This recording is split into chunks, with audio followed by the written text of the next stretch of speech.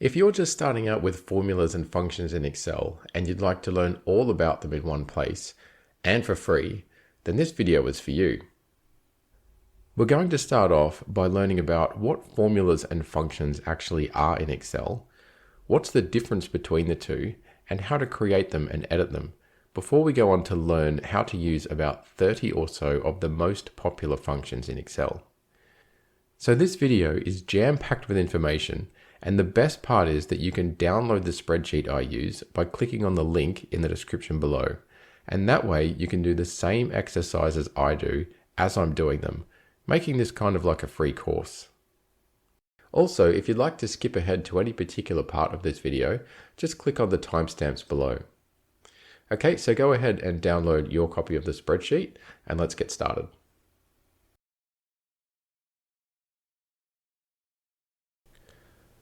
We're going to start off by taking a look at what a formula is in Excel and what a function is in Excel.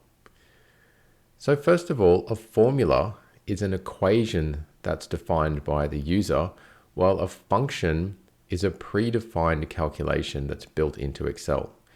So let's have a look at the difference. If we come up here to cell E2 and we type in equals, and then we just click the mouse on this cell here and hit the plus sign, and then this cell here and hit the plus sign, and then this cell here, and then press enter. What we've done is we've created a formula that adds up the numbers 1, 2, and 3 that are in these three cells here. And the answer that we get is 6, because 1 plus 2 plus 3 equals 6.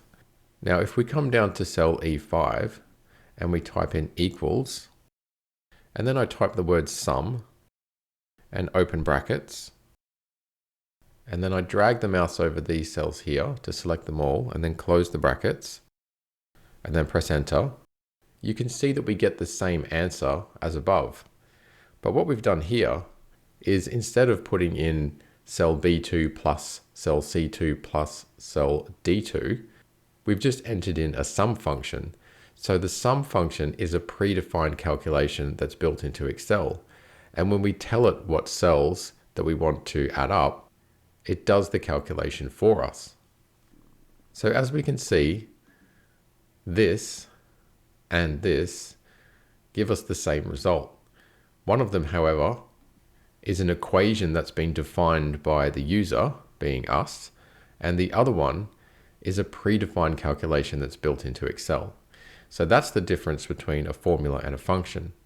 Where they're similar though, is that both of them start with an equal sign. So if you're going to define your own equation, you start off with an equal sign.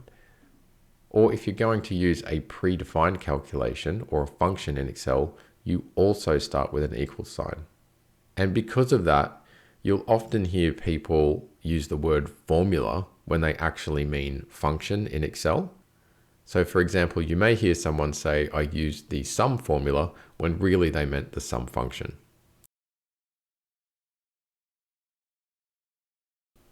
There's a couple of different ways that you can get your formulas and functions going in Excel. So we'll have a look at those now. So we'll start off with formulas. So the first way is just to type it into the cell. So if we just start off over here and we type in the equal sign, that's how we can start off any kind of formula. So then we can just reference our cells like so, press enter, and we have a formula. The next way to do it is just to type it into the formula bar. So if we come up to the formula bar and just press equals, and then we just reference our cells and press enter, there we have the exact same formula, except instead of typing it into the cell, we typed it into the formula bar. Okay, when it comes to functions, you've got a few other options. So first of all, you can type it into a cell, just like formulas. Okay, so that was creating the sum function just by typing it into the cell. You can also type it into the formula bar, like that. Okay, so we get the exact same result there. The first one we typed into the cell, the second one we typed into the formula bar. And then you also have some options up on the ribbon up here.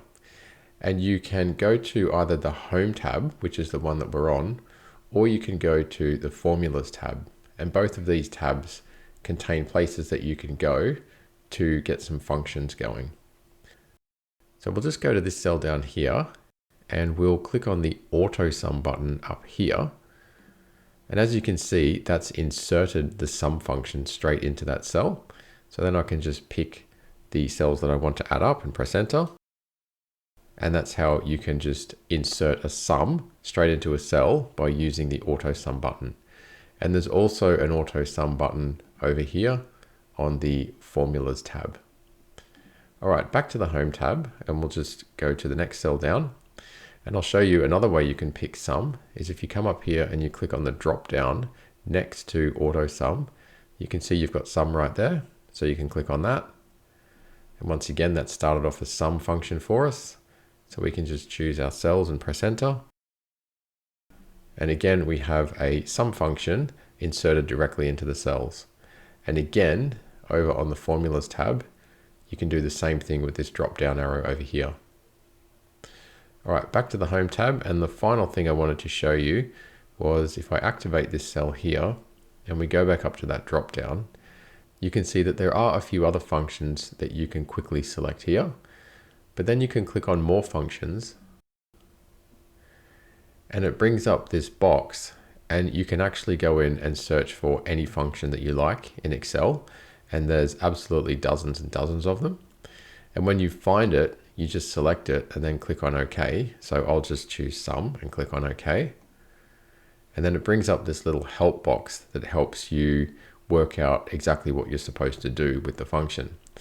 So for a sum function, it's pretty simple. So we don't really need the help box, but you'll find later on when you're doing more complicated functions, you might like to use the help box for those functions. All right, let's just finish off our sum. So we'll just go here and just choose our cells and then click on OK. And once again, we have a sum function inserted directly into our cells. Okay, so there's a bunch of different ways that you can start off your formulas and functions in Excel.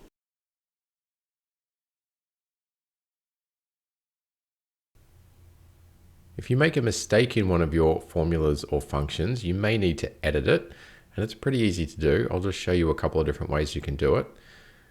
So you can see here I've got a formula in cell E2. So in order to edit it, I could go up to the formula bar here and just click in, and I can do anything I like here. I can, for example, get rid of that and put in the minus sign and press enter.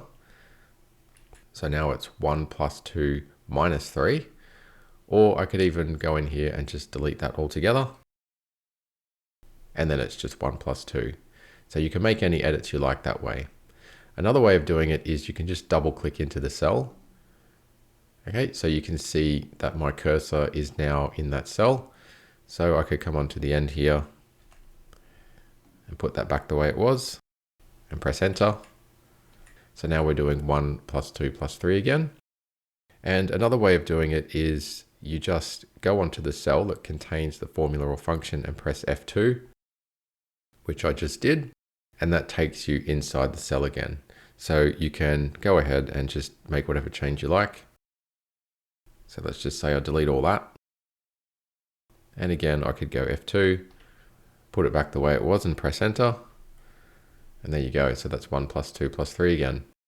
Now, if you have a function, it's exactly the same thing. You can click into here with your mouse and make your edits. If you want to get out of it, you can just press escape like I just did then. You can double click into the cell and then make your changes, or you can press F2. And once again, it takes you into the cell and you can make whatever changes you like. So when you finish making your changes, you press enter. If you didn't make any changes, you can press escape like this, and that takes you right back out. So that's how you can edit your formulas or functions.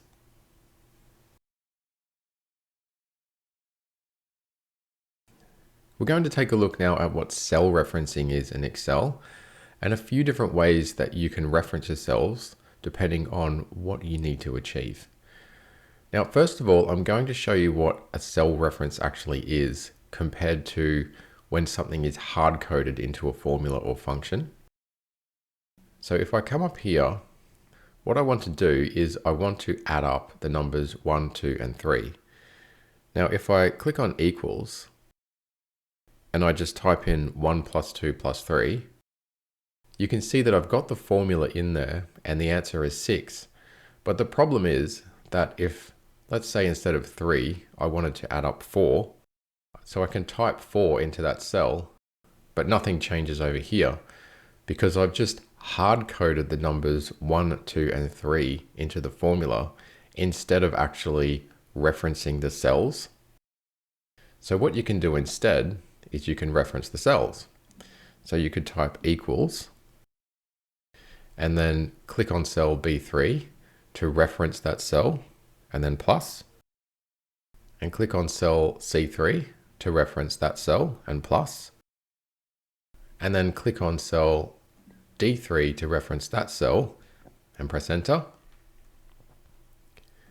Okay, so now if we go in here, we can see we're doing 1 plus 2 plus 3, which equals 6. So if we change the value in any of these cells that we've referenced, so I'll change that to a 4, the answer over here in cell E3 changes. So now it's 1 plus 2 plus 4 equals 7. So you can see the difference between hard coding in the values here, 1, 2, and 3, and referencing cells instead. So the reason that we reference cells is to make our formulas and functions more dynamic instead of being static, where you can't change the result by changing any of the cells around here. Okay, so that's the difference between hard coding and referencing. Now we'll have a look at the difference between what's called a relative reference and an absolute reference. So let's pop a sum function into here. Okay, so we're just adding up 1 and 2 and 3 by referencing the cells. Now there's a couple of different things I can do to copy this function down into the next blue cell there, which is E7. The first thing I can do is just mouse over what's called the fill handle, which is that little square just on the bottom right corner of the highlighted cell. And the mouse pointer should change into a plus sign. So you just left click and then hold the button down, drag it down and let go. And that actually copies the function down. And now you can see that it's referencing 2, 2, and 3, which is on row 7 there, instead of referencing 1, 2, and 3, which is on row 6. So effectively, I've copied that function down, but it's also referencing the 3 cells to the left instead of referencing these cells up here. And that's what's called a relative reference. Okay, and if we copy this down one more time, but I'll do it a different way this time. So I'll press Control C to copy, click on here, and then press Control V to paste. And now we've got a function that's adding up 3 plus 3 plus 3, which are the 3 cells there off to the left of the function on row 8. Okay, so you can see that as we've copied or dragged this function down, it's always adding up the 3 cells to the left of the function. So that's a relative reference. And we can do the same thing horizontally as well. So let's put a sum function in here, like so. So that's adding up 1, 2, and 3, which are the 3 cells just above. And now if I use the fill handle and drag that across, that's adding up 2 and 2 and 3, which are the 3 cells just above the function. And this time I'll Control C and Control V. And once again, it's adding up the 3 cells just above it. Okay, so now you can see how a relative reference works. Let's try an absolute reference. So what we'll do is we'll type a sum function in here. And this time what we're going to do is just click the mouse into the formula bar up there on one of the cell references. So I've just chosen B12 and I'm going to press F4. And you can see that it's added a $sign to the front of the B and a $sign to the front of the 12. And I'm going to do the same over here to D12. So we've got the dollar signs in there for D and 12 as well. Now, if I press enter, you can see we get 6 as the result. So that's 1 plus 2 plus 3, which is just the same as this one up here. It's doing 1 plus 2 plus 3. So it's the 3 cells off to the left. But now if I use the fill handle down here and I drag it down, it's still adding up the 1 plus 2 plus 3 on row 12. And that's because by putting the dollar signs in front of the 12s there for row 12, we've created an absolute reference. So it's always going to reference row 12, no matter where we put our function on this worksheet, no matter where we copy and paste it to. So let's Control C and Control V and paste it there, and you can see it's just the same. Okay, so that's how you can basically anchor in a row so that the row number always stays the same, even if you're copying a function or a formula down. And again, the same thing applies horizontally. So once again, I'll come up here and I'll just press F4 and F4 on the other cell reference. And we'll drag that one across. Okay, so this is the first one that's referencing the 3 cells above it. This is the second one, and now that's referencing the same 3 cells as the other one. And if we Control C and Control V over there, you can see that we're still referencing cells B12 to B14. Okay, so that's an absolute reference. So you use the dollar signs to basically anchor in the cell reference. But I'll just show you one more thing. It doesn't have to be both the row and the column that are anchored in. It can be one or the other. So let's just come back over here and let's make this function so that we're always anchoring in to cell B12. So we've got the dollar sign in front of the B and in front of the 12. But let's remove the dollar sign from in front of the B14, like that. And this time we'll copy it across. And now you can see that it's actually adding up all of those 6 cells. So from B12 all the way through to C14. And that's because we're no longer anchoring in column B in the second cell reference there. So that's dynamic now, and that will move across as we drag that across. So let me just Control C and Control V, and you can see that one more time.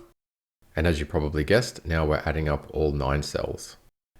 So let's do that for here, and this time we'll take away the dollar sign from the 12 on the second cell reference. So that's still the same there. We'll drag that down. And now the second cell reference is going down to row 13. So we've got 6 cells included there.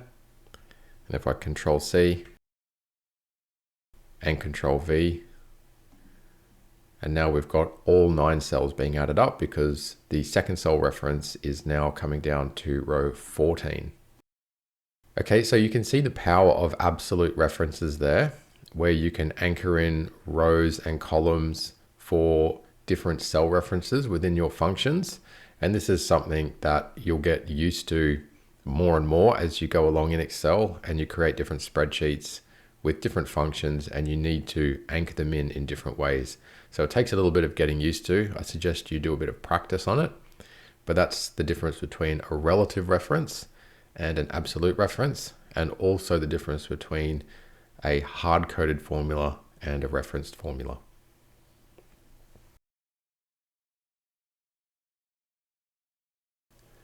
At this point, I just want to introduce you to a very simple but handy function in Excel called FORMULATEXT.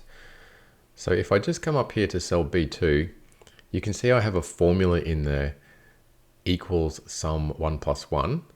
And then down here in B4, I have a formula equals 1 plus 1. So when we're just looking at the screen here, all we can see is the results, which is 2 for each one of those formulas. But what if we wanted to actually see the formulas and functions within those cells without clicking on here and looking in the formula bar? And that would be something you might want to do if you have a whole page full of formulas and functions. Well, the way you can do that is with formula text. So if I click here and I type equals formula text, and then open the brackets, and then I just reference cell B2 and then close the brackets. When I press enter, you can see that it's showing me the text of the function that's found in B2. So if I go and change that now and I make that say 1 plus 2, you can see that it changed over there as well. So that's how you can display the formulas and functions that are in your cells. So let's do it again for this one. So that's not a function, that's a formula. And if I go equals formula text, and then I reference the cell, okay, you can see that it's showing me the 1 plus 1 that's in there. And once again, if I change that, it changes what's showing in the cell there that actually has the formula text function in it. Okay, so as you can see, that's a pretty handy function to know.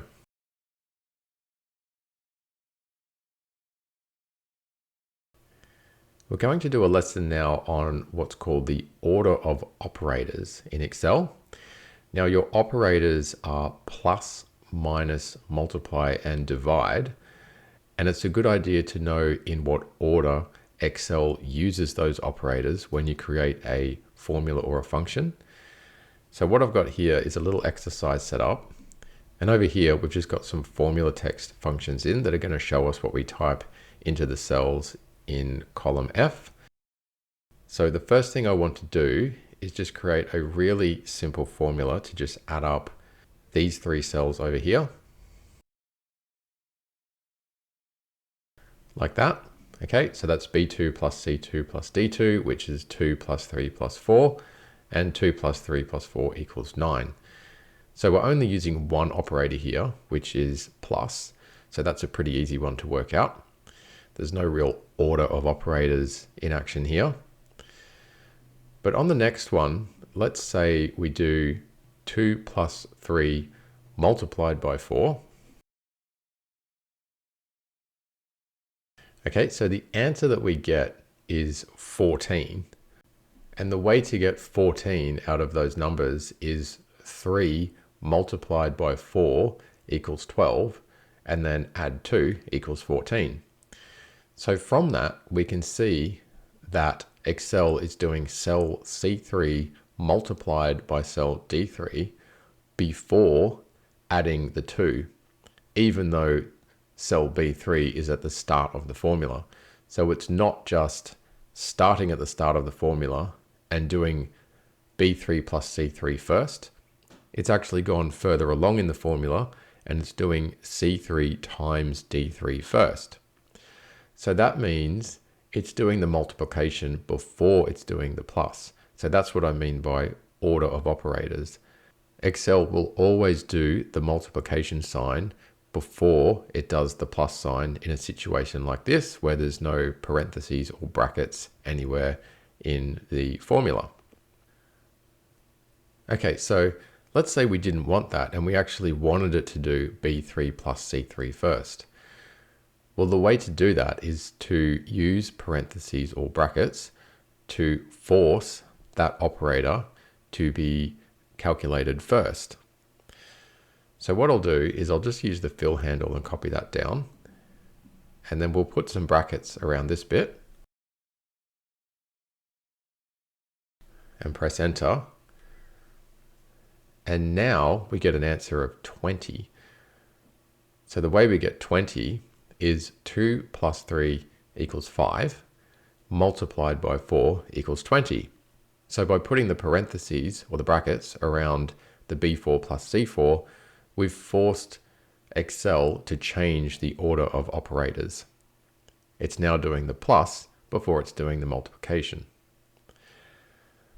All right, let's copy that down to here. And this time,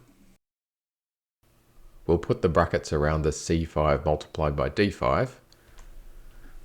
And once again, we get 14. So by putting the brackets around the C5 multiplied by D5, we're telling Excel to do that bit first. However, it was going to do that bit first anyway, as we saw up here, because the multiplication always comes before the plus. So you don't really need the parentheses in that particular function if you don't really want to put them in there. But if you did want to put them in there just to be safe, you could go ahead and do it. Okay, let's have a look at something similar. This time we'll do minus and divide. Okay, so we're doing B6 minus C6 minus D6.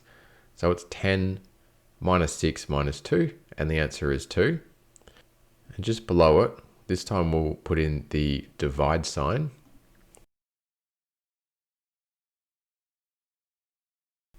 Okay, so for this one, we've got B7 minus C7 divided by D7, and the answer is 7. So what we can ascertain from that is that it's doing the C7 divided by D7 first, which is 6 divided by 2, which is 3. And then it's doing B7 minus the 3, which is 7. So as we can see, it's doing the divide part of the formula before it's doing the minus part of the formula, just like up here when it was doing the multiplication before the plus. Okay, so once again, the order of operations has been determined by Excel. So let's see if we can force it to do the first part of the formula first by using our brackets.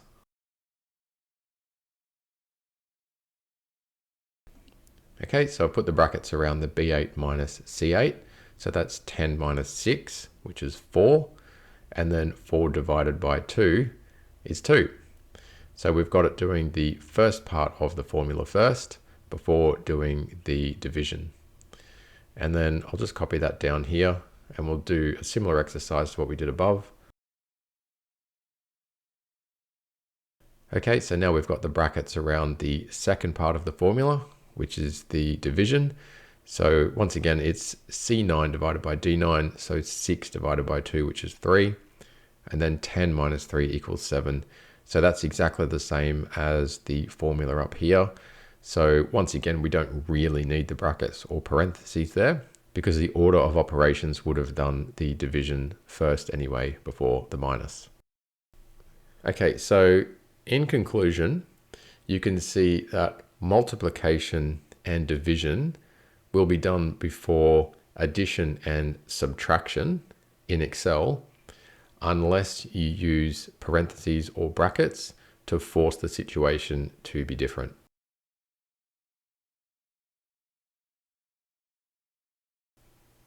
The sum function in Excel is one of the simplest functions, but also one of the most widely used and also one of the first functions that most people learn. So let's have a look at how it works. So over here, we've got some sales numbers for some products for a few dates in May. And what we want to do is just add up the numbers horizontally and vertically. And then we also want to get a grand total down the bottom. So let's start off here by adding up the January numbers. And we'll do that with a simple sum function. Now we've already seen a bunch of different ways to actually add a function into Excel. So the way I'll do it here is just by typing it in. So I'll just type in equals sum. And we can open the brackets, and then all we need to do is just reference all of the cells by left clicking and dragging the mouse over it. And then we can close the brackets and press enter. And there we have the total of $2,600. Okay, so let's just go in there and just double check by having a look at that highlighted area to see that it's grabbing all of the numbers there, and it is. And then once we've got one of them done, which we have for column C, we can just use the fill handle to drag it across like so. Or if I just Control Z and undo that, we can also copy and paste. So I can just press Control C to copy, highlight the cells that I want to paste it in and press Control V. And we've pasted our sum functions in there. So I'll just check that one. You can see that we've got all February numbers there. And that one, we've got all of March's numbers there. Okay, so let's do this one now, and I'll just do this in a different way. So I'll come up to the ribbon up here and just click on Sum. And you can see there that Excel has automatically assumed that we want to add up cells C2 to E2, and that's correct. So we can just press Enter. All right, so that gives us a total of 1000. So I could just click in there and double check that it's grabbing the right cells, which it is, and press Escape to get out of there. And once again, we can drag this down with the fill handle, or we can Control C and highlight some cells and Control V to copy and paste it down. Or we could even right click on one of the cells and click on copy. And then we can select the cells we want to paste it in, right click again and press paste. And we've pasted the function all the way down there. So I'll just click on that one and check it. And you can see it's doing the 3 cells there in row 15. So that's correct. Okay, so that's working properly. So we've just done the sum function horizontally and vertically just to get the cells directly above and to the left. But what if you wanted to do a grand total down the bottom? So there's a couple of ways you could do this. The first one is you could actually do a sum of just the totals in column F. So that's 17,900. So you can see it's just adding up the totals there. So I'll just Control Z to undo that. Or you could do it the other way, like so, 17,900. Or you could actually do it this way. So if I just auto sum that again and select all of the cells there, you can see that we're not restricted to just doing horizontal or vertical. We can actually do both. So we can grab a whole lot of different cells. And if we press enter, you can see we get 17,900. So that's our grand total along there. Okay, and just on that note, let's just say we wanted to grab something a little bit more random for some reason. So if I click on auto sum and then I just highlight some cells here, and if I come up here and press comma and then highlight some cells here and comma, just highlight a cell up here, you can see that we can get all different combinations of cells. So if I press enter, you can see that that's actually accepted that. So Excel will allow you to grab cells in different places. It doesn't have to be just horizontal or vertical or the whole lot together. All you need to do is put a comma between all of your different cell references and it will add them all up for you. Okay, so that's the sum function.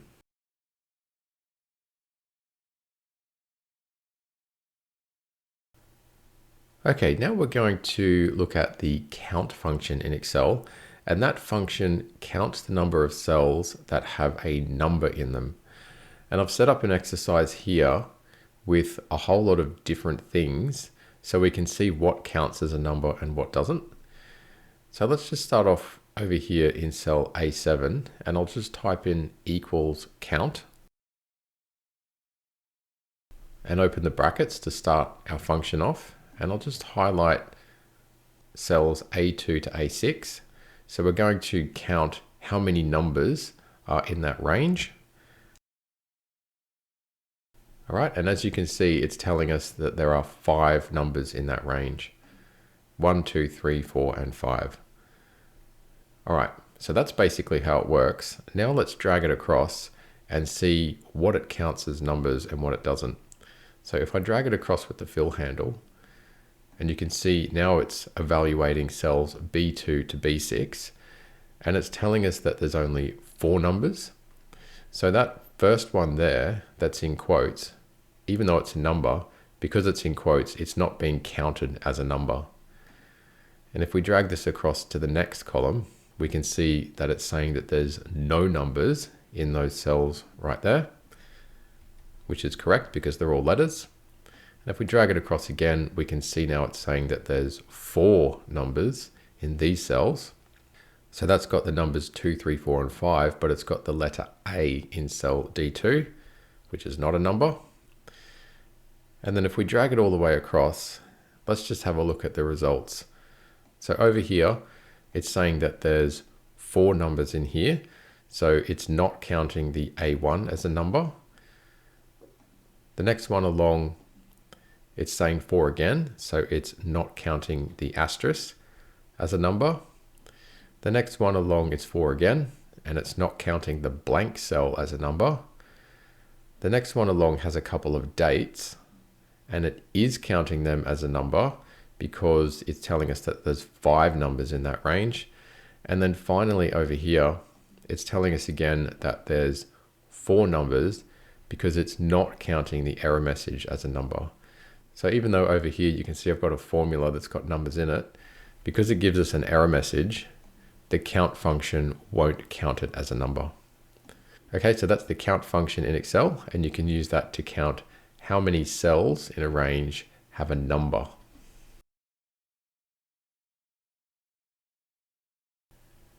Next up, let's take a look at the average function in Excel, which, as you probably guessed, you can use to calculate the average of a couple of numbers.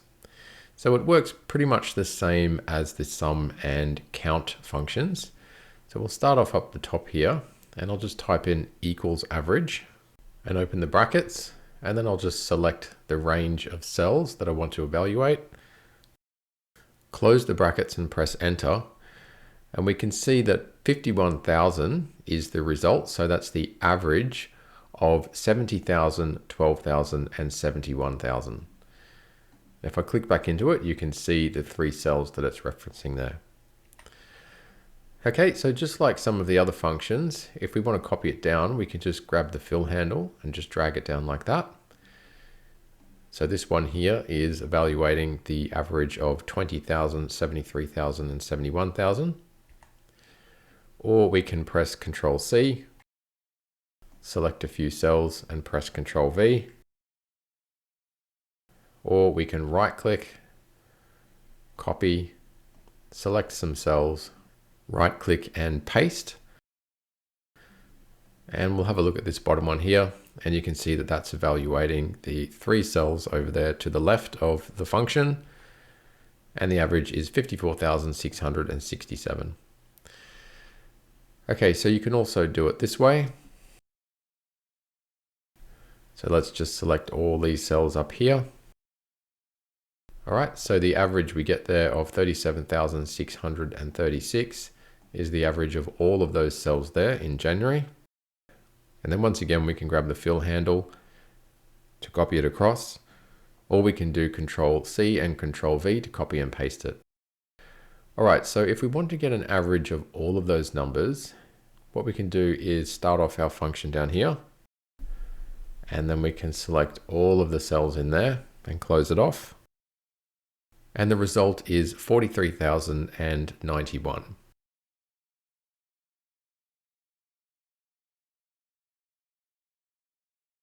Let's take a look at the min function now, and we can use that one to extract the minimum value from a range of values. So let's start off up here, and I'll type in equals min and open the brackets. And if we just drag the mouse across like that, close the brackets and press enter, you can see that the result we get is 100. And that is, of course, the lowest number in that series of 3 numbers there, 200, 100, and 700. Okay, so you can see that that's extracted the minimum value from that range. And just like some of our other functions, we can grab the fill handle and copy it down like that. We can also Control C and Control V. Or we can right click and copy, select some cells, right click and paste. And that's copied and pasted the function right down there. So let's just have a look at this last one to make sure it's right. So we've got 300, 500, and 500. And that's telling us that the minimum is 300. So that's right. All right, let's do it the other way now. Okay, so that's telling us that the minimum value in these cells is 0, which is correct. And once again, we can drag that across with our fill handle. So 100 is the minimum in there. Or we can copy and paste it. Just like that. And once again, we've got 100 as the minimum value in there. So to look up the minimum value in the whole range, we can just type equals min in here. Open the brackets and select all the cells. Close it off. And once again, it's extracted the value 0 as our answer, and that's because it's the lowest number in that range of numbers.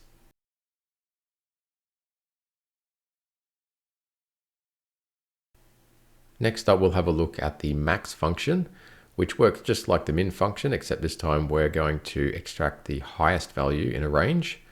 So we'll just start that off up here by typing in equals max and opening the brackets. We'll select our range with the mouse, close it off, and we get 700 as the highest value in that range of numbers right there. And once again, we can copy it down with the fill handle. We can copy it down with Control C and Control V, or we can copy it down by right-clicking on the mouse and doing copy and paste. And if we just have a look down here, you can see it's extracted 500 as the answer. So it's evaluating 300, 500, and 500. So 500 appears there twice, and it's telling us that that's the maximum value, which is correct. All right, let's do it this way. Okay, so that's telling us that 400 is the highest number in that range right there. And again, I'll copy that across just with the fill handle. I'll copy it across with Control C and Control V. And then we'll just take a look in here and we can see that 1000 is the highest value. So that's the max value. And then we'll do our max down here in the corner and select the whole range, close it off, and it's giving us 1000 as the maximum or highest value in that entire range.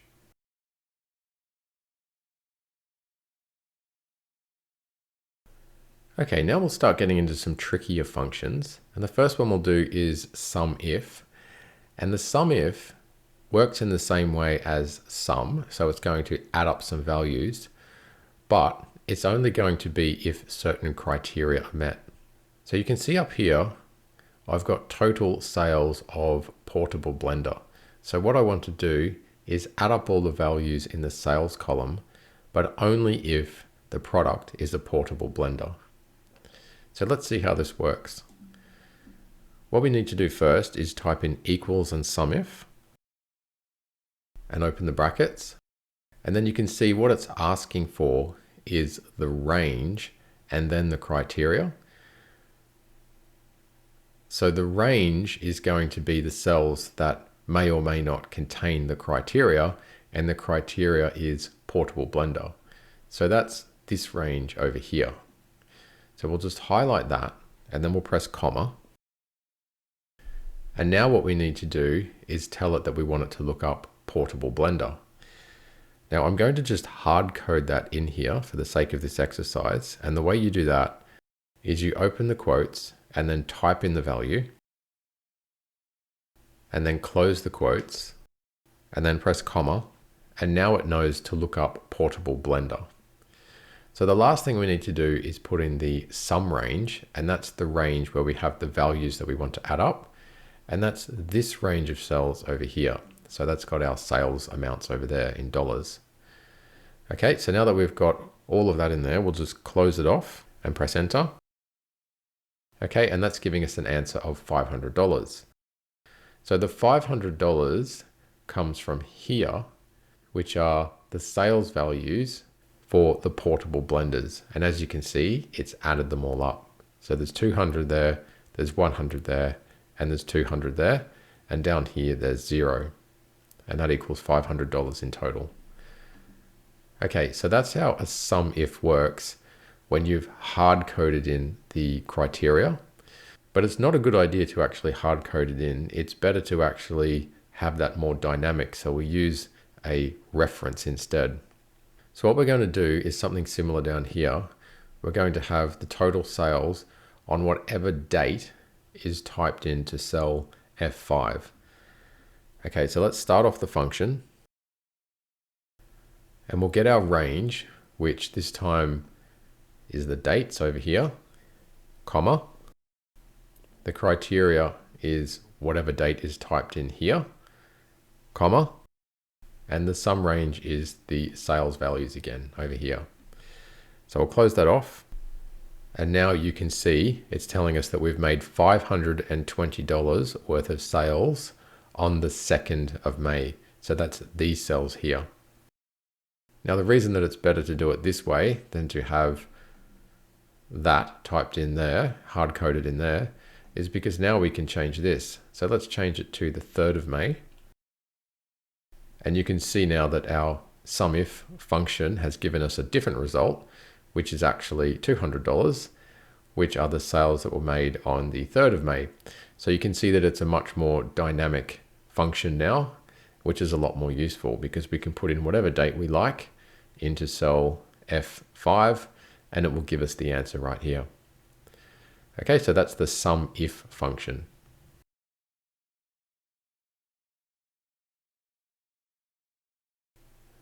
Next up is the SUMIFS function.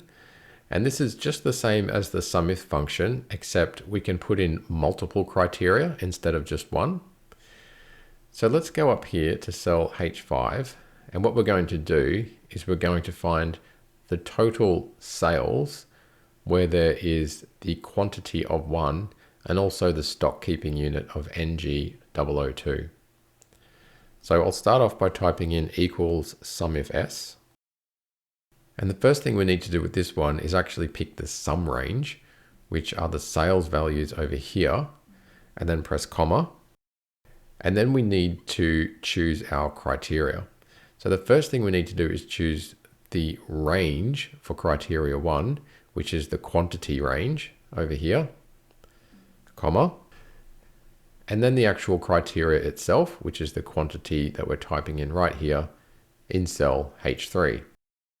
Okay, so that's one criteria. Let's get the next criteria in there, which is the stock keeping unit. So we'll press comma. And now we'll choose the range of stock keeping units, which is over here, and comma. And we'll choose the actual criteria itself, which is right there in H4. Okay, so we'll close that off. All right, so now it's given us the answer of $240, which it has picked from these rows here, where we've got a quantity of 1 and stock keeping unit of NG002. And those sales amounts add up to 240. Okay, so because we didn't hard code anything into this function, it's quite dynamic. So we can go and change the criteria up here. So we can type in 2 and it hasn't found any there. Or we can type in 3 and it's found that row right there with $360. And likewise, we can go and change the stock keeping units as well. So let's just change that to PB001. And that hasn't found any with the quantity of 3. So let's change that to 1. And that's found a couple of rows there and $200 worth of sales. Okay, so that's the SUMIFS function, which is just like SUMIF, except instead of having one criteria, you can have more than one. I've used 2 here, but you can have even more than 2 criteria if you want to.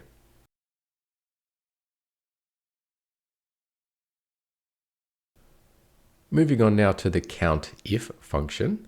And this function works the same way as the count function, except it only regards a cell as having a number if a certain criteria is met.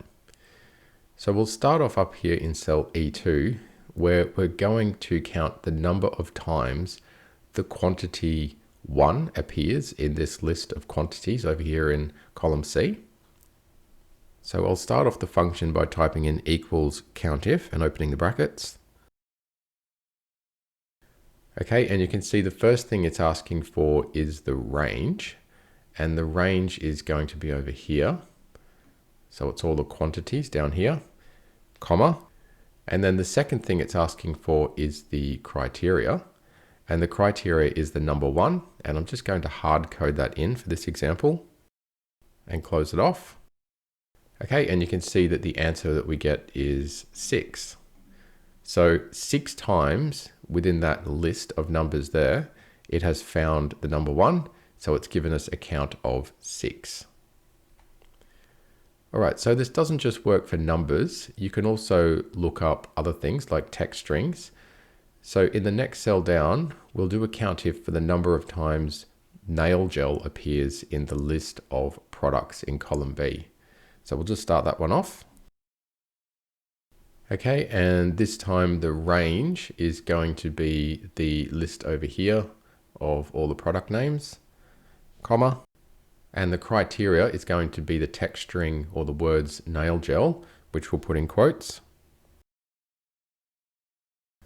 Okay, and once we finish that one off, you can see that it's saying 5 times it has counted the words nail gel in that list over there.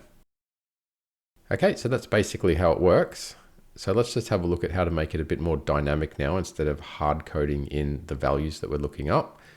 So this time we'll create a COUNTIF function that counts the number of times the quantity is the value that we have in E7, and that's a value that we can change. So we'll just start this one off again.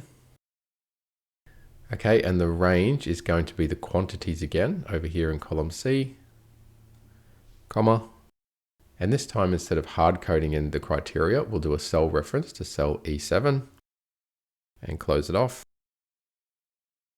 Okay, so it's saying it's found the number 2 4 times in that list of quantities over there. And if we go and change the value that we're looking up, so let's change it to the number 1. And that way it's basically the same as this function up here where we hard coded it in. And as you can see, we get the same result of 6. So that's working perfectly. If we change that to say a 0, you can see that it's found it 1 time in that list, and that's just down here in cell C14. Okay, so that's the COUNTIF function in Excel.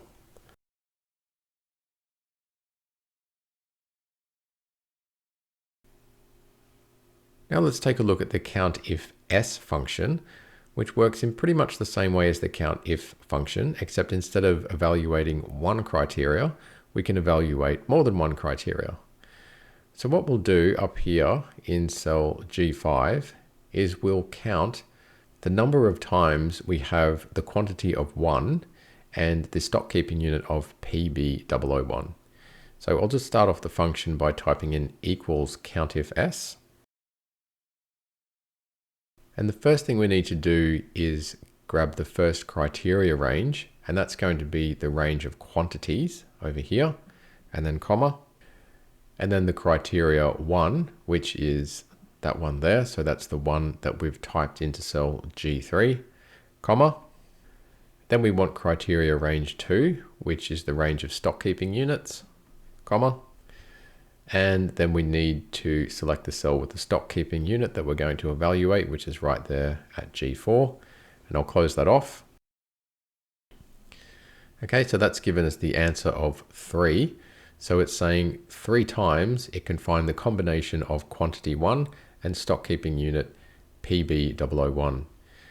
And because we've made this a dynamic function by not hard coding in what we're looking up, and instead referencing these cells here, we can go ahead and we can actually change the criteria. So let's put in 2. And now it's saying that it can find the combination of the quantity of 2 and the stock keeping unit PB001 twice in this range over here. Okay, so that's the COUNTIFS function, which is how you can count the number of times certain criteria appear in a range of cells. Instead of just once, you can have multiple criteria.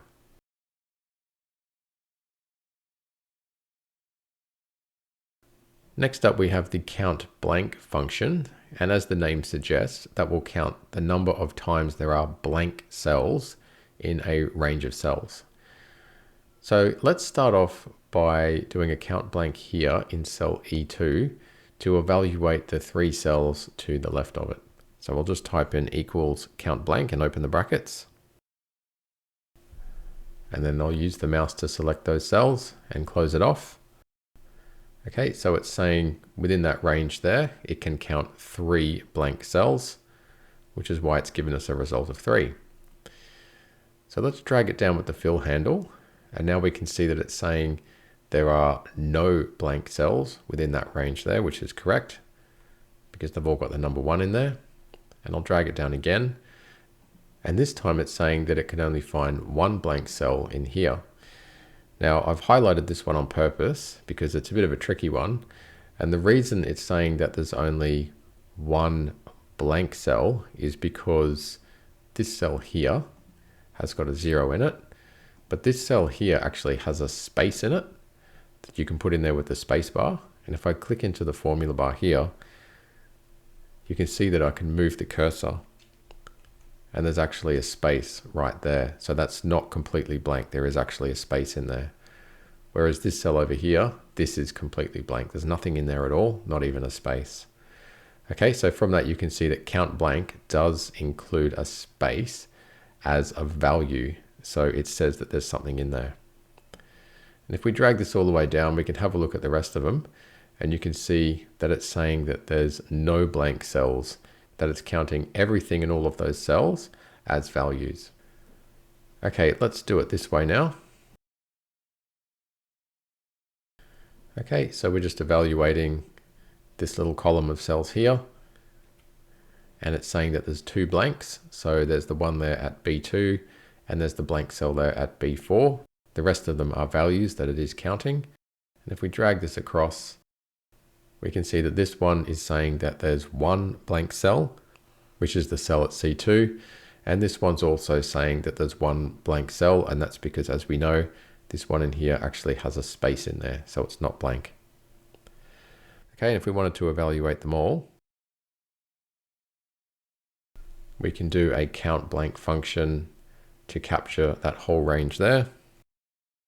And that's telling us that there's 4 blank cells, and that's the 3 blank cells up there and the blank cell there. And once again, it's counting that one there with the space in it as a value. So that's not blank. So that's why we get the answer of 4.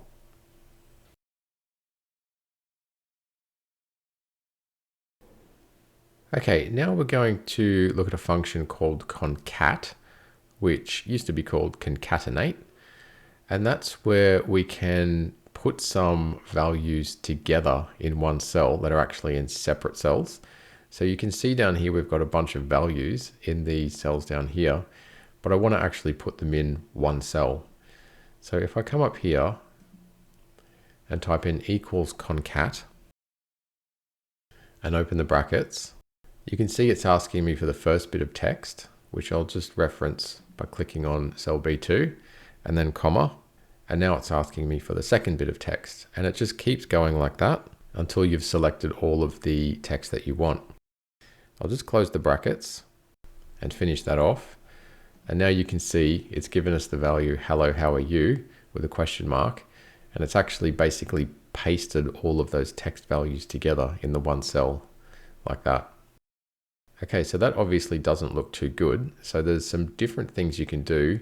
For example, to put spaces in the middle, or you can also put other values in there as well if you use quotes. So let's just do concat again. And we'll reference cell B2 and then comma. And this time I'm going to open the quotes, put a space, close the quotes, and then comma. And I'll reference the cell B3 and I'll close it all off. And you can see there, we now have a space between hello and how. And that's because we put a space in between quotes. Okay, so that's how you can put spaces in, but you can also put other things in as well. So let's say, for example, I did this.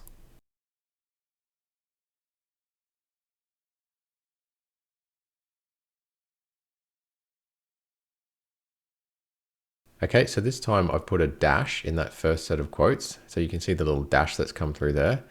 And then I've put a space in the second set of quotes. So you can see the spaces come through there between how and are.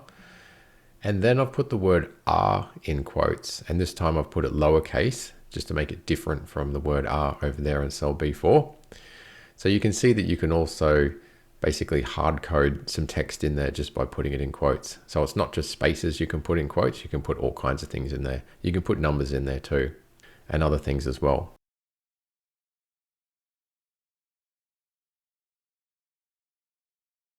Okay, so the next function we're going to look at is called upper, and this one converts text into uppercase. So if we come over here and just type in equals upper, and then we just reference cell B2 where we've got hello, and we close it off. you can see that it has transformed every single letter in the word hello to uppercase. And if we drag this down and we have a look at all the different combinations of upper and lowercase that we've got in those cells over there in column B, you can see that they've all been converted into uppercase by the function upper.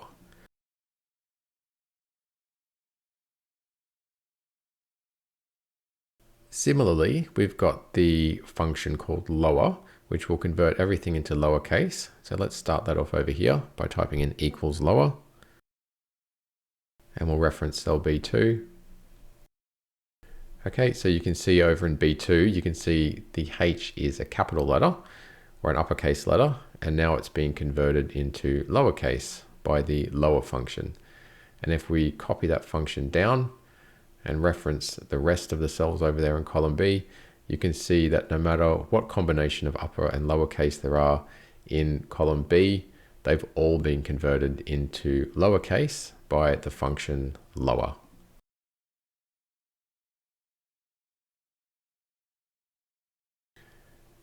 Okay, and the final upper and lowercase function that we'll look at is called proper.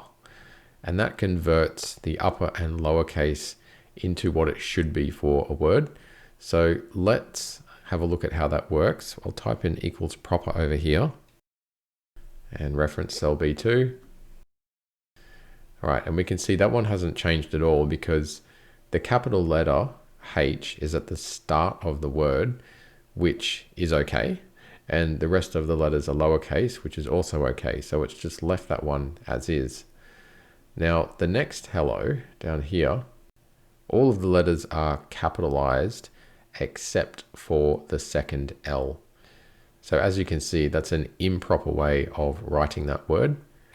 And that's why it's gone and converted it to be a capital H, because the capital H can remain as is, but the rest of the letters, they need to be in lowercase. So proper has converted them into lowercase if they weren't already. The next hello down, it's all lowercase and it's converted the H into uppercase. And then if I just copy it all the way down, you can see that it's looked at different combinations of upper and lowercase in those words over there in column B, and it's changed them all so that the first letter is a capital and the rest of the word is lowercase.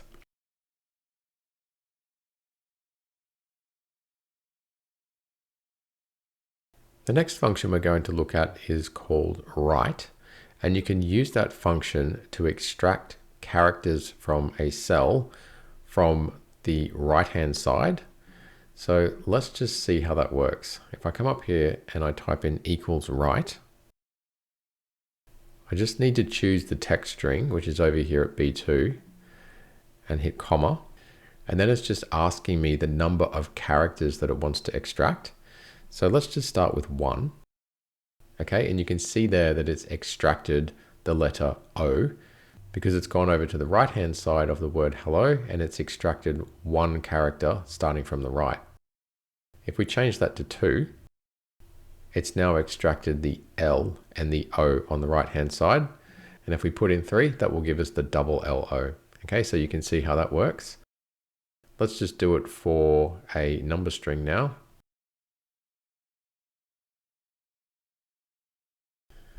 Okay, so we've just started off by extracting 1 character on the right there, and that's the 5. And then we'll do 2, and we get 4, 5. And then let's do 5, and we get the whole sequence there.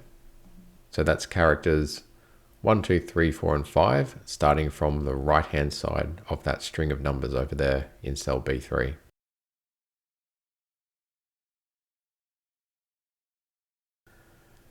Now the left function works in much the same way as the right function, but of course it starts from the left-hand side. So let's come up here and type in equals left. And we'll reference B2, comma, and then 1. Okay, so that's extracted the letter H because it's gone to the left-hand side and just extracted 1 character starting from the left. If we change that to a 2, that will give us the H and the E. So that's the first 2 characters starting from the left. And of course, if we put in 3, that gives us the H, the E, and the first L. because that's the first 3 characters starting from the left. Likewise, we can do that for numbers. Okay, so the number 1 is, if we go and start from the left, we get 1 character from the left, which is the number 1. If we change that to get the first 2 characters, we get the 1 and the 2. And then let's do 5. So we get all 5 number characters there from the sequence 1, 2, 3, 4, and 5, starting from the left.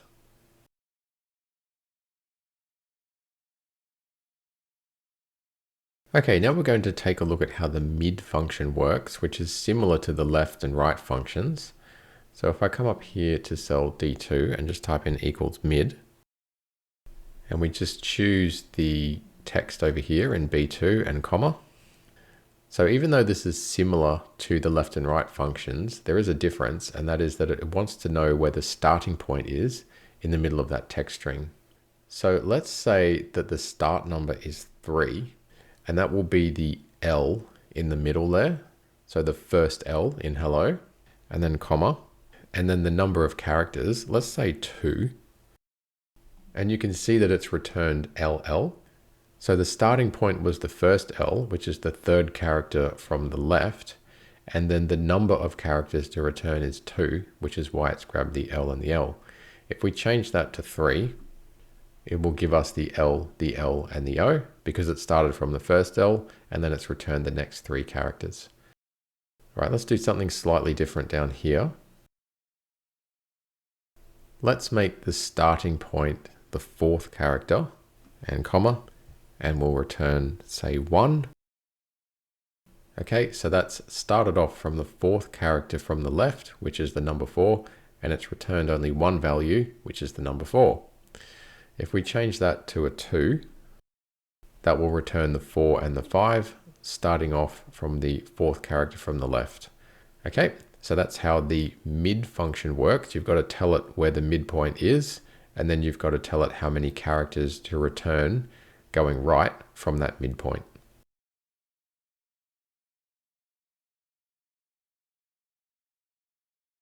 The LEN function in Excel can be used to tell you how many characters there are in a cell. So let's come up here to D2 and type in equals LEN. And then we'll reference cell B2 where we've got the word hello. And that's given us a value of 5. So that's telling us that there's 5 characters in cell B2, H, E, L, L, and O. Now, if I copy that down to the next row, you can see that's also telling us that there's 5 characters. So 1, 2, 3, 4, and 5. If I copy that down to the next row, you can see that's telling us that there's 2 characters, which is H and I. The next row, it's saying that there's 7 characters. So we've got 1, 2, 3, a question mark, 5, an asterisk, and a 7. So it's counting the question mark and the asterisk as characters. And we can confirm that by copying this down to this row where all we've got is an asterisk in cell B6, and it's saying that there is 1 character in there. And then if we copy it down to the last row here, you can see that it's saying that the 0 is also a character because it's returned a value of 1. So everything that you see in the cells in column B, they're all being counted as characters by the LEN function.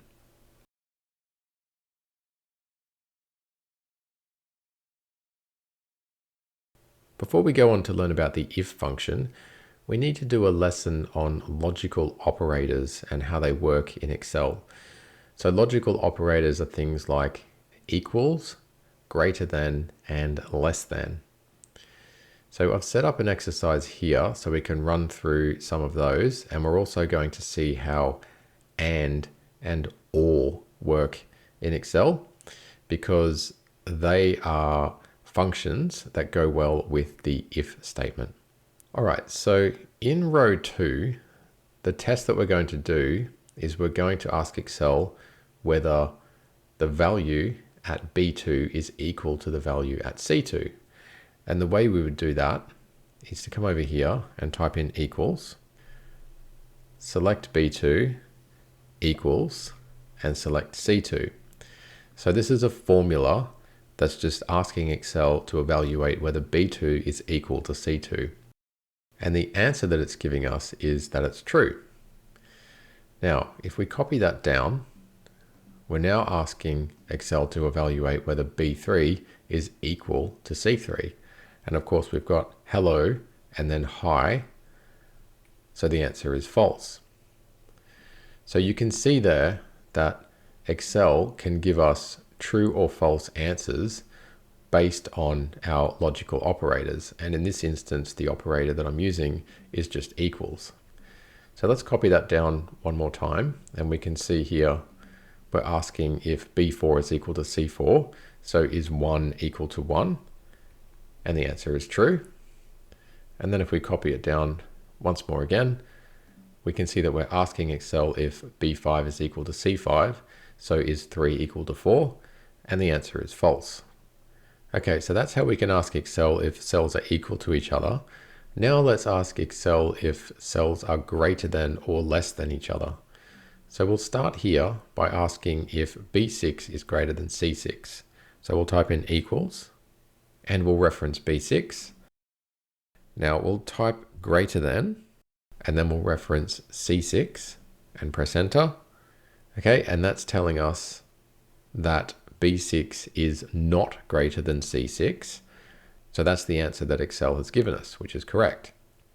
Now let's copy that down and ask whether cell B7 is greater than C7. So is 3 greater than 4? And the answer is false because 3 is not greater than 4. And we'll copy it down one more time where we're asking Excel if B8 is greater than C8, which is whether 6 is greater than 5, and it is. So it's returned the result of true. Okay, so that's how we can ask Excel if one number is greater than another number. Similarly, we can ask if one number is less than another number. So I can say equals, reference cell B9, put in the less than sign, reference cell C9 and enter. So we're asking Excel if B9 is less than C9, so is 1 less than 1? False because it's not. We can copy that down.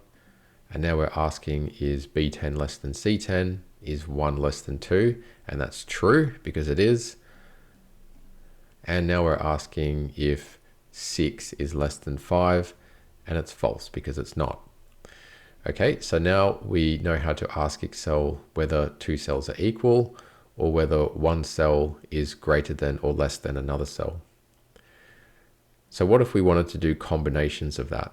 What if we wanted to say, is B12 greater than C12 and is B13 greater than C13? And the way we would do that is we would use the AND function. So we come over here and we type in equals and open the brackets. And now it's asking us for our logical operator 1. So that's B12 greater than C12. So we can go B12 greater than C12. Once we've got that in there, we press comma. And now it's asking us for our logical operator 2. And that is whether B13 is greater than C13, which we can put in like that. And then we can close it off. And the answer is false. So what we're asking here is B12 greater than C12, or is 3 greater than 4? And the answer is no. Is B13 greater than C13? Is 6 greater than 5? And the answer is yes. Now, because one of the answers was no, the AND function will return false because one of them is false. So they both need to be true for it to return true.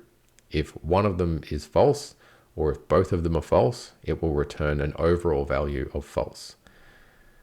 Okay, let's do the next one. So for this one, we want to know, is B12 less than C12, comma, and is B13 greater than C13? And we'll close that off. And the answer is true. Okay, so this time we're saying, is B12 less than C12? So is 3 less than 4? That's true.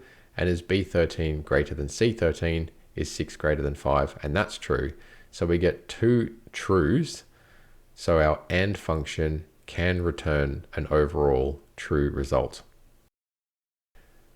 Okay, now we're going to look at the OR function. So we're going to basically do the exact same exercise, except instead of it being AND, it's going to be OR this time. So we'll start off with equals OR.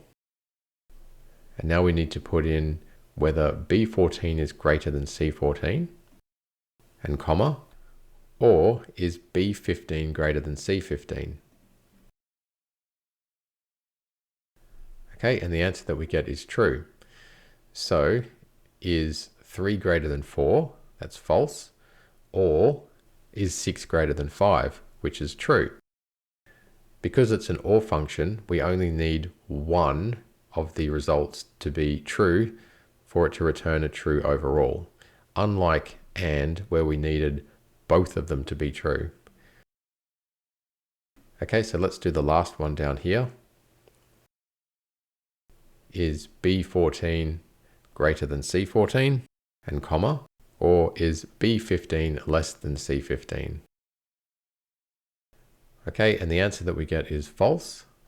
So is 3 greater than 4? That's false. Or is 6 less than 5? And that's false. So we get two falses down there, which gives us an overall false answer. So with an OR function, if they're both false, then you will get a false as your answer. Okay, so that's how some of the logical operators like equals, greater than, and less than work in Excel, and also the functions and OR. And in the next few lessons, you'll see how you can use those in combination with the IF function.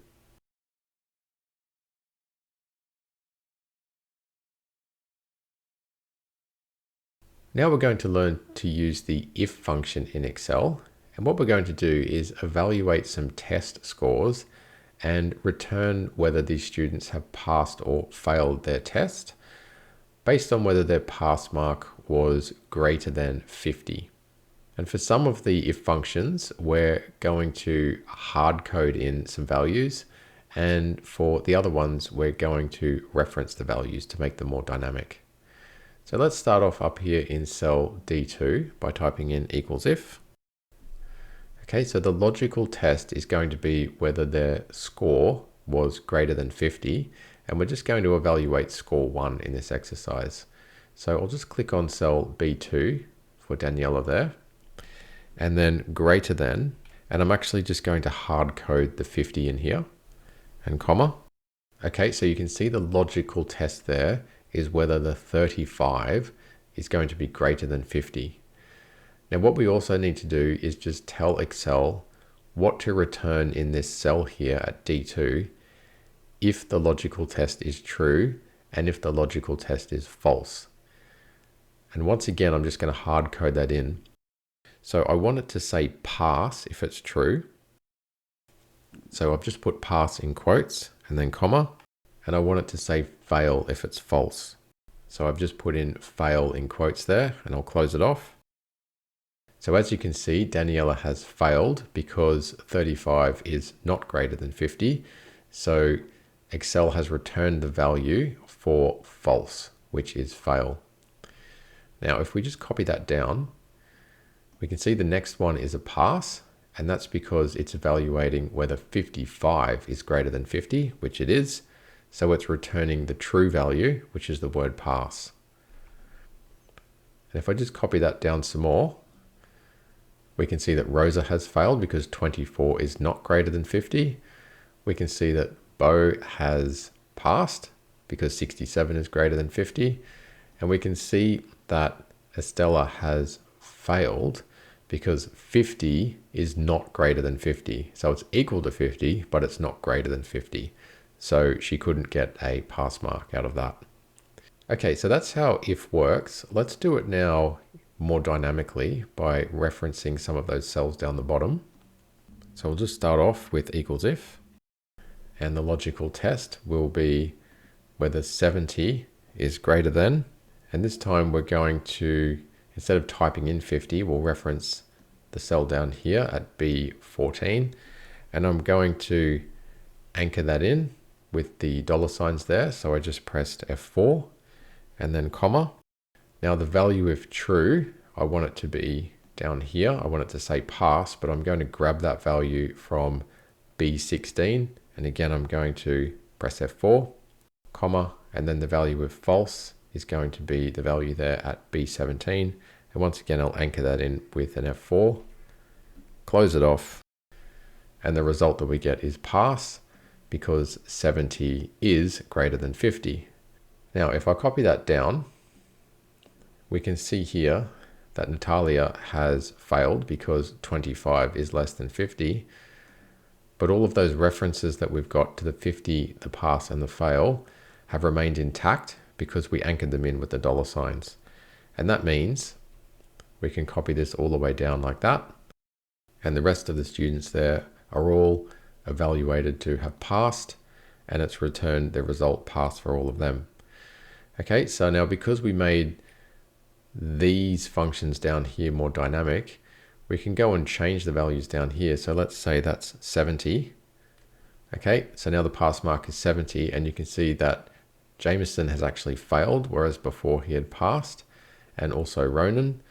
And if we wanted to say pass, if they've passed, and then maybe not passed, if they've failed, we can type not passed into cell B17, and that's the result that has been returned up there, because these are the functions that are more dynamic instead of having the values hard-coded into them. Okay, so that's how the if function works on its own in Excel. I'll show you now how it also works with some other functions like and or.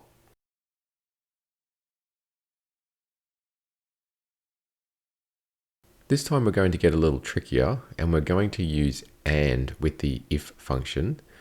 And we're going to evaluate whether students have passed or failed based on the results of 2 test scores. So in order to pass, they need to get more than 50 on score 1 and more than 50 on score 2. And if they don't, then they fail.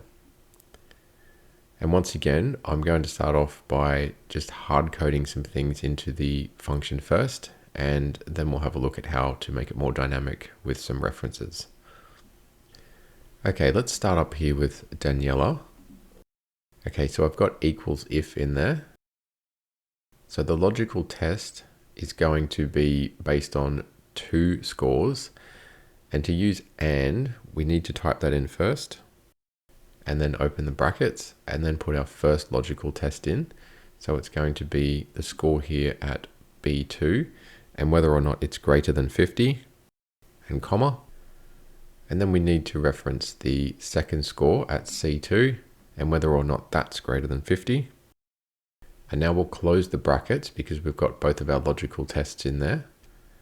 Okay, so that's the and part done. Now if we press comma, we're back into creating the if statement now. So now we just need to tell Excel what value to return if it ends up being true. And we want that to be the word pass. So I'll put that in quotes and comma.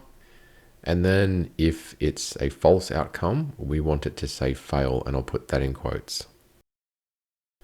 And then I'll close the brackets. Okay, and the result we get is a fail. And that's because even though score 2, which is 70, is greater than 50, score 1, which is 35, is less than 50.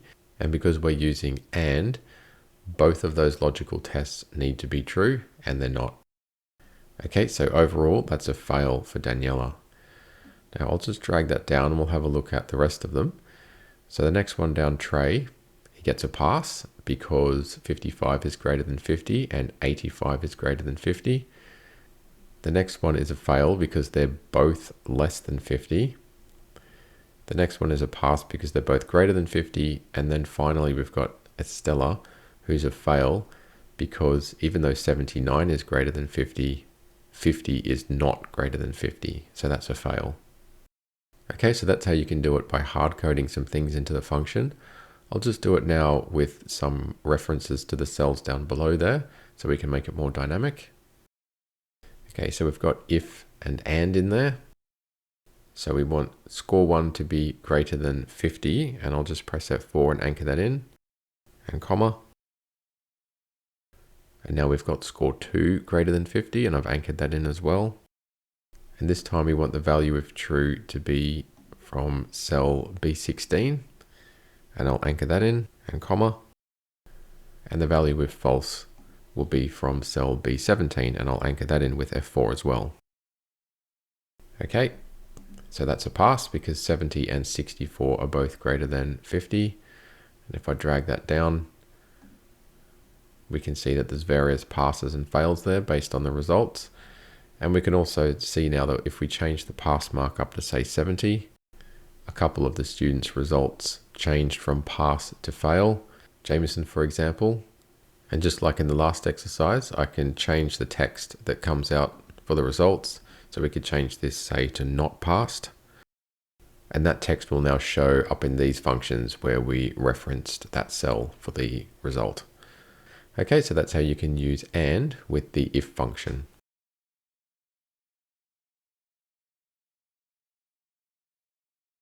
Okay, this time we're going to use OR with IF, and we're going to evaluate the two test scores again. And the students are going to be awarded a pass if they get over 50 on either score 1 or score 2. So they don't have to get over 50 on both because we're using OR with IF this time. And once again, we'll start off by hard coding everything into the function, and then we'll make it more dynamic by using cell references down to the values down here. All right, we'll start off with Daniela again. So I've got equals if, and this time I'll do OR and open the brackets. So the first logical test is going to be whether the score here at B2 is greater than 50, and comma. And the second logical test is going to be whether the score here at C2 is greater than 50. Okay, so that's our two logical tests there. So I can close the brackets, and that's the OR part of the function complete. Now I'll press comma, and we'll finish off the if part of the function. So the value if true, if both of those are true, is going to be pass. So I'll put that in quotes and then comma. And then the value if false is going to be fail. Okay, so I've got that in quotes and I've closed the brackets. And there we can see that Daniela has been awarded a pass overall, because even though score 35 is less than 50, so that first logical test fails, the second logical test passes because 70 is greater than 50. And because we used OR instead of AND, she only needs to have either score 2 or score 1 greater than 50.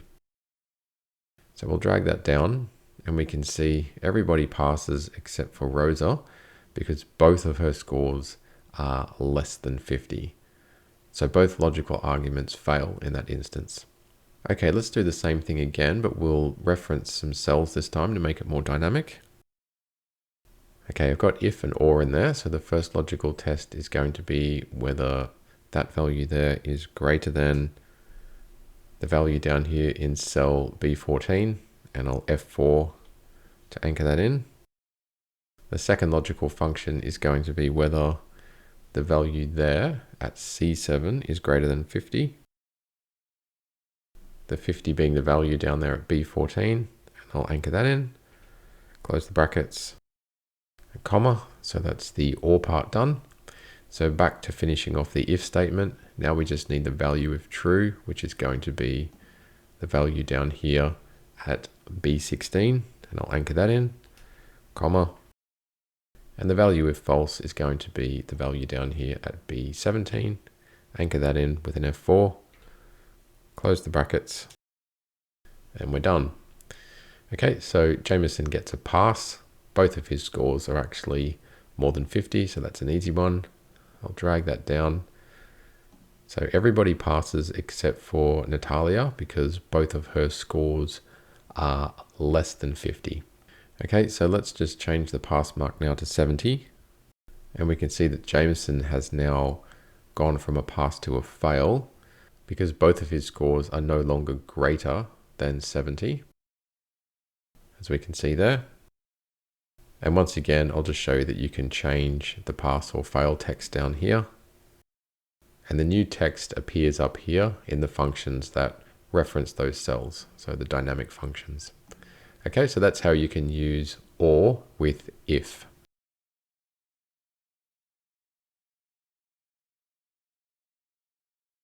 I'm going to show you now how to create a nested if function in Excel, and we're going to use that to extract the score 1 for somebody's name that we're going to look up in this little table of information over here. Now, I'll begin by saying that this is not actually a good way of doing it. There are much better ways, and I'm going to show you those better ways in the next few lessons. But first, I just wanted to show you this because it's just good to understand why this is not such a good way of doing it. So what we're going to do is we're going to look up the name that's written here in cell F3, and then we're going to extract score 1. So for Trey, that would be 55 over here. And then we're also going to make it so that if we change the name here, then it will find the related score over there. And you'll see why doing a nested if function is not such a good way of doing this. Okay, so we'll start off with just a normal if statement. And the logical test is going to be if that value there equals this value here at A2, comma, if it's true, we want this score, and then we'll put the next comma in, and then if it's false, we want to do another if statement. And that's why it's called a nested if, because you are having if statements inside of other if statements. And the nested if is always the value if it's false. So now we want to say if the value there at F3 equals the value at A3 instead of A2. So you can see we're going down the list, comma, then return this score, else if the value here equals the value at A4, then return this score. And we can keep going like this until we get all of the names and all of the scores into our nested if statement here. But just because this is an example, I'll just stop here where we've just got 3 names that we're looking up. So now we'll say value if false, I'll just put the comma in, can be not found. Okay, so we just want to return the words not found if we don't find the name in the list. All right, so we've opened the brackets 3 times. So now we need to close the brackets 3 times like that and press enter. Okay, so now we're looking up the name Trey Mazer, and the value that we're returning is 55. So you can see that's there. If we change this name to Daniela Pitts, you can see that we've returned 35. So that's her score. And we could do the same for Rosa. If we put in a different name, so let's try Bo, that will return not found because it didn't find the name. We were only looking up the first 3 names. So let's just do a formula text here, just so we can see what's going on. So you can see that the function starts off here, and then it goes through and it tries to find the name that we've got at F3, and it tries to find it in A2, A3, and A4. And we could have kept going down the list, but we stopped there. If it doesn't find them, it will return not found. So that's what's happened here. So as you can see, this is a pretty long-winded and inefficient way of looking up names down a list and returning a corresponding value next to that name. So you wouldn't go ahead and use a nested if statement for that in real life. But I just wanted to show you how this works because it'll make the lessons that we do in a minute on lookups seem a lot better.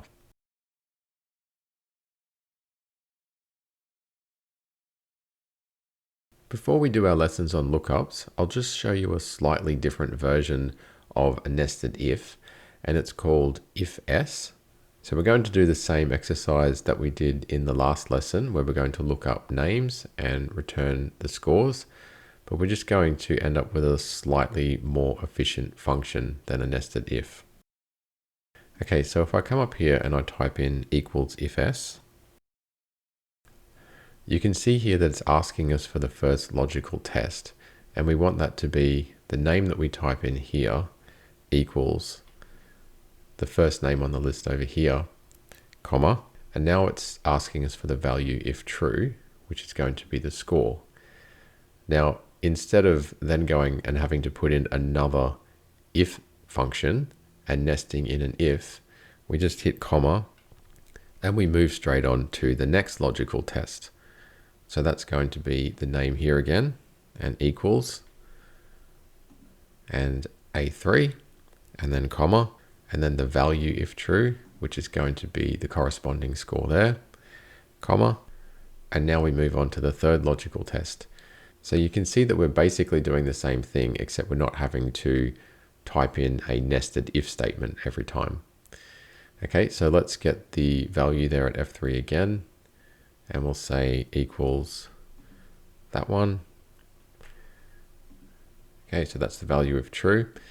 Okay, so we'll just leave it there like we did in the last exercise instead of going right down the list. So I'll just close that off. And now you can see we're looking up Trey Mazer and we're getting the value of 55, which is correct. And then if we change that to Daniela, we get the value 35, which is also correct. And of course, if we put Rhodes' name in there, we'll get 24. So let's just see what happens if we put in Beau's name. Okay, we end up with an NA. All right, let's just put formula text in here again. Okay, so there's our IFS function. And if we compare it to the nested if, you can see that it's just a bit shorter and a bit more efficient than the nested if, but still it's not really a great way of looking up all these different names and then returning a corresponding score. So in the next couple of lessons, we'll look at some better ways of doing that.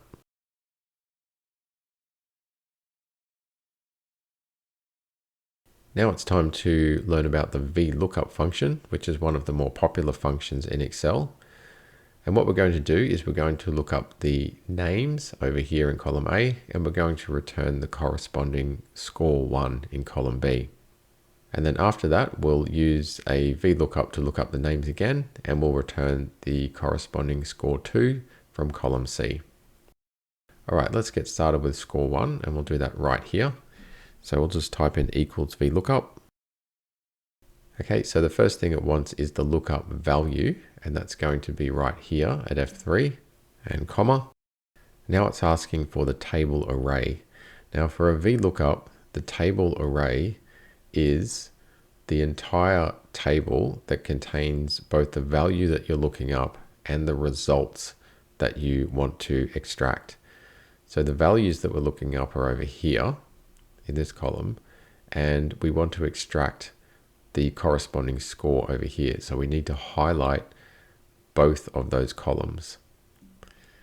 Okay, so we've got A2 to B12 there as our table array. And I'll just press comma. Okay, now it's asking us from which column we want to extract the values that we're going to return. So we've got two columns there, and the values that we want to extract are in column 2. In the second column from the left. So we need to type 2 in here and then comma. And then the last thing it wants to know is whether we want an approximate match or an exact match. So we do want an exact match. If we don't exactly find the name Troy Mazer, then we don't want it to return any kind of score. Okay, so you can either type in true or false there, or you can actually put a 1 or a 0 in there. So 1 is for true and 0 is for false. So I'll just put in 0 and close it off. And as you can see, we get 55 as the result. Okay, so the function is looking up that table array over there. It's looking up Troy Mazer, and it's returning the value at column 2, which is 55. Okay, so that's how we can extract score 1. Now, how do we extract score 2? Well, we can do basically the same thing. So let's get another VLOOKUP started. So we're looking up that value there. And this time we need to return score 2. So we need the table array to include all of those cells over there in column C, which is the column for score 2. And this time the column index number is the third column from the left. So we need to put in a 3. comma. And once again, we want an exact match, so we'll put in 0, close it off, and we get a result of 85. So it's looked up Trey's name over there. It's gone to column 3 and it's returned the 85, which is exactly what we want. And of course, because we've been using cell references in here and not hard coding things in, we can go ahead and change this name. So let's look up someone down the bottom of the list. Let's look up Leanna, just to show that it works all the way down. So we've got 72 for her first score and we've got 44 for her second score. Okay, so that's how you can use VLOOKUP.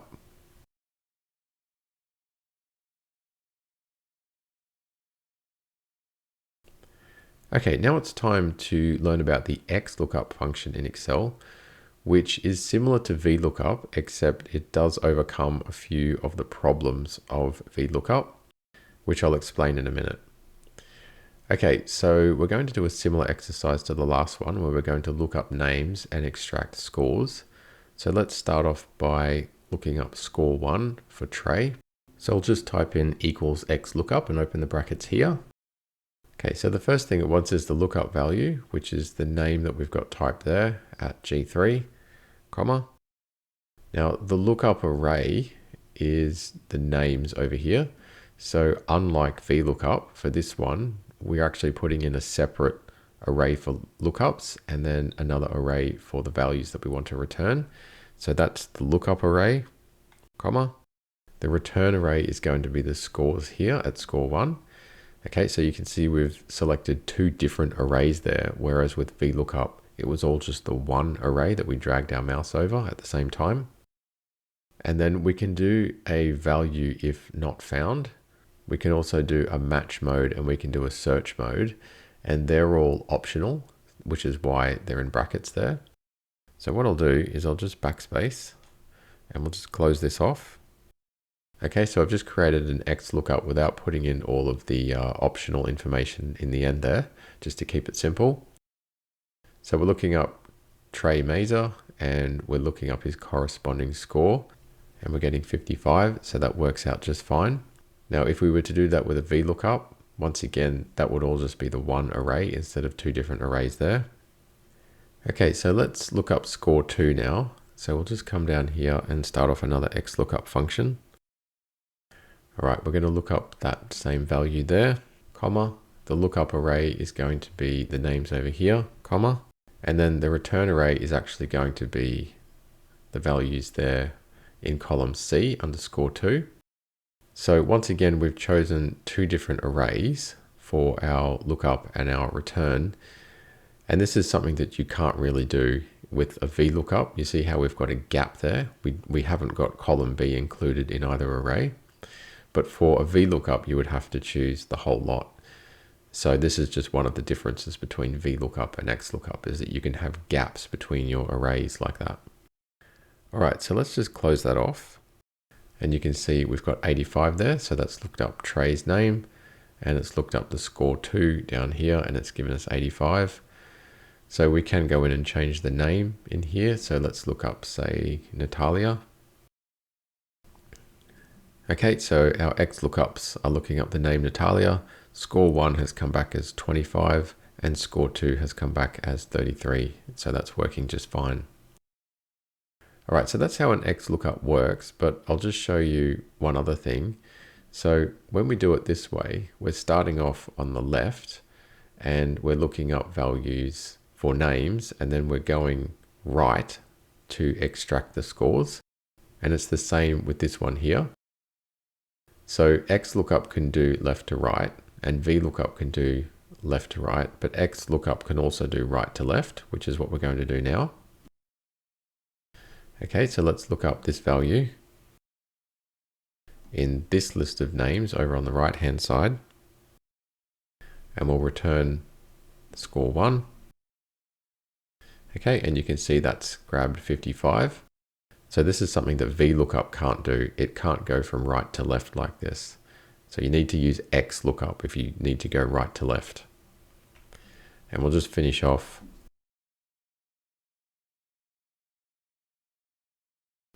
by also looking up score 2 from going right to left, and that's picked up the 85 there for Trey.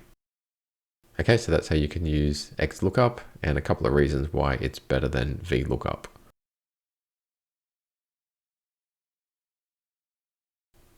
Okay, I'm going to show you the index match combination now, which is another way of looking up things like names on lists here and extracting the corresponding scores. And it's also another one that's a bit better than VLOOKUP for a couple of reasons. Now, index match is actually a combination of two functions, being index and match. So let's do them separately first. So if I come up here and I type in equals match, the lookup value is the name again that we've got here at F3, comma, and the lookup array is going to be the list of names down here, comma, and then we want to tell Excel what match type we want. So the one that I'm going to use is exact match. So I'll type in 0, but you've also got less than and greater than if you need to use those. Okay, so it's returned the value of 2. And what that means is it's had a look for Trey's name down in this list, and it's found it in the second row. So that's why it's a 2. If we were looking up Rose's name, it would return a value of 3 because her name is on the third row in the array there. Okay, so now with index, I'll just type in equals index. We need to choose our array. And now our array is going to be the numbers here for score 1, comma, and now it wants the row number. Now, because ultimately we want to return Trey's score, and we know that Trey is in row 2 on the list of names, we can put a 2 in there. We could just hard code that in there. But instead, we're going to reference the result of the match function like that, and then close it off.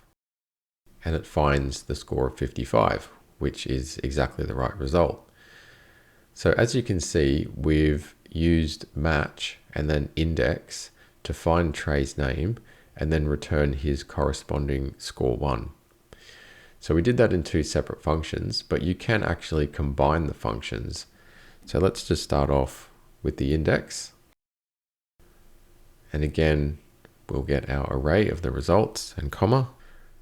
Now the row number, we want that to be something that the match function finds for us. So we'll type in match. The lookup value is the name that we've got here, comma. The lookup array is the list of names, comma. And the exact match is what we want. Now we've opened the brackets twice, so we'll close them twice and enter. And there we get 55. So you can see that we've combined index and match to extract that value. Okay, so let's just change the name now. So we'll go for Ronan. Okay, so Ronan is the 10th name in the array. So that's why the match has come back with a 10. The index has looked up the 10th score down the list there, and it's found 56. And then we've done the same thing here, except combining the two functions together. Okay, so even though that's a combination of two different functions, making it a little trickier to learn, it's definitely more efficient than VLOOKUP and some of the other ways of trying to extract information from a table of data. So this is the end of the video, and I hope now you're feeling much more confident about using formulas and functions in Excel. Make sure you check out the rest of our channel and make sure you subscribe because we've got lots of Excel videos out already and lots more coming. See you in another video.